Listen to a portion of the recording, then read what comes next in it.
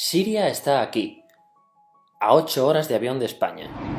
Es la mitad de grande y su población se concentra aquí. ¿Por qué? Porque toda esta zona es un enorme desierto, pero un desierto muy importante. Tiene 1/3 de las reservas de petróleo del mundo y también de gas natural, según algunos el nuevo petróleo.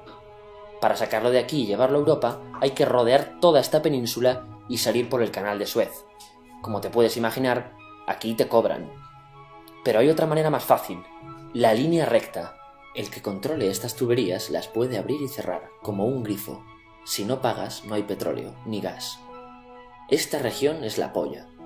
La civilización en el planeta empieza en 3 sitios y este es uno de ellos. Mesopotamia, aquí. Sumer, que te sonará menos, pero es el puto inicio de todo. Aquí también. ¿Recuerdas la Torre de Babel de la Biblia? La hicieron estos tíos. Egipto, aquí. Siempre ha sido un punto de contacto entre Oriente y Occidente, dando a Asia salida al Mediterráneo. Quizá por eso aquí nacen las principales religiones monoteístas, el judaísmo, el cristianismo y el islam. El islam es el último que llega y de hecho acoge a las 2 anteriores.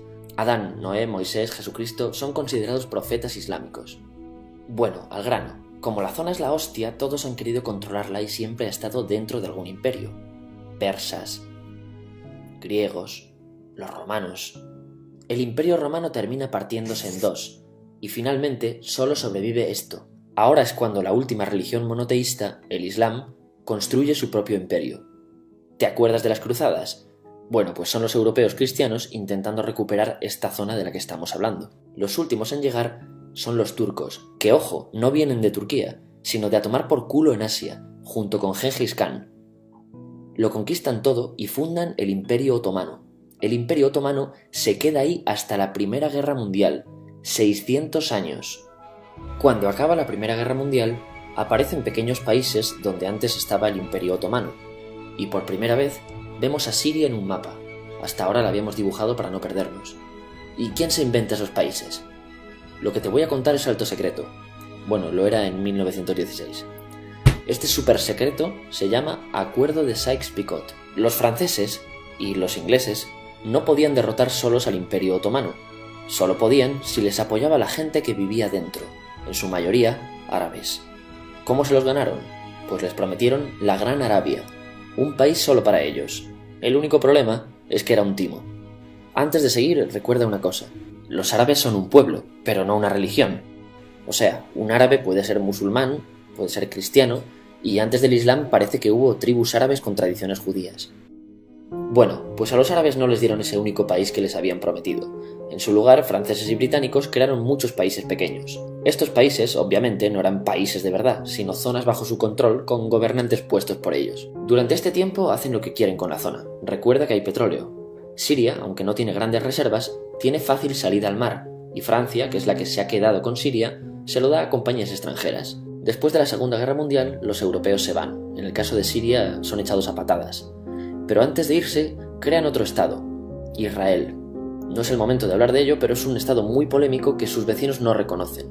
La prueba es que nada más irse los británicos, todos estos estados lo atacan. La zona, a partir de ahora, va a ser una puta bomba de relojería. ¿Y mientras qué pasa en Siria?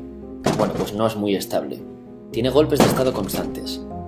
En esa época aparece en Siria una ideología que se hace con el control y se expande por el mundo árabe, el Ba'ath. Esta ideología mezcla el antiguo sueño de una sola nación árabe con ideas socialistas. Y algo muy importante, es laica, o sea que no es religiosa. Siria se llega a unir con Egipto, un país con el que no tiene frontera.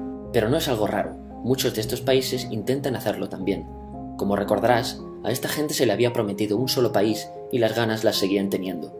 Pero la unión falla. En este tiempo Egipto les convence para nacionalizar el petróleo. En Siria, Al-Assad, el padre del Assad de ahora, se convierte en jefe del estado Ba'ath. En Irak, también Ba'ath, comienza a ganar fuerza Saddam Hussein. Las diferencias entre ambos países dividen a los partidos Ba'ath de otros países en pro-Siria o pro-Irak. Ahora ocurre la Guerra Fría. El mundo se divide en 2. O eres de Estados Unidos o de la Unión Soviética. Son años muy movidos en los que se pegan constantemente con Israel, invaden su vecino Líbano y comienza una oposición islamista al régimen Ba'ath de Assad, los hermanos musulmanes. Vale, volvamos atrás un momento. Recuerdas que la mayoría de árabes eran musulmanes, ¿verdad? Pues dentro de los musulmanes hay 2 ramas fundamentales. Los suníes, la mayoría, y los chiíes. En el caso de Siria, a pesar de ser un estado laico, los gobernantes como Assad y jefes militares eran chiíes, los cuales representan menos del 13%. En cambio, casi el 70% de la población es suní. Un dato curioso es que los cristianos son casi el 10%. Que los chiíes controlen el gobierno y el ejército mosquea a la población suní, y este sentimiento es aprovechado por los hermanos musulmanes, islamistas radicales suníes. Estos toman las armas en la ciudad de Hama en contra del gobierno, y Assad acaba con la revuelta a costa de matar miles de civiles y encarcelar a mucha gente. En el año 2000, Assad padre muere y le sucede Assad hijo. Ante las presiones libera a muchos presos, trae internet y esperanzas de cambio. Hay un periodo de gran debate político y aparece la oposición. También vuelven los hermanos musulmanes. Los siguientes años son difíciles. Arrestan a la oposición. Y Bush incluye Siria en el eje del mal, y esto la aísla. Está mal visto negociar con Siria. Los kurdos, un pueblo que vive distribuido por varios países de la zona, empiezan a protestar también. Hay represión y muertos. En 2011, te sonará esto, ocurre la Primavera Árabe. ¿Qué es esto? Bueno, es una protesta que se va propagando por todos los países árabes pidiendo más democracia. Como ves, el mundo árabe, a pesar de estar dividido en países, tiene tendencias generales. Cuando llega a Siria, Assad hijo termina usando el ejército y en los enfrentamientos mueren unas 1000 personas. Los enfrentamientos irán escalando hasta que se conviertan en guerra civil. No hay un momento exacto de inicio. Lo importante es que hoy en día hay numerosas facciones en juego. Vamos a verlas. Pero primero piensa en que todo está dividido entre chiíes, la minoría, y suníes, la mayoría. Chiíes y además laicos, o sea no religiosos, son el gobierno de Al-Assad.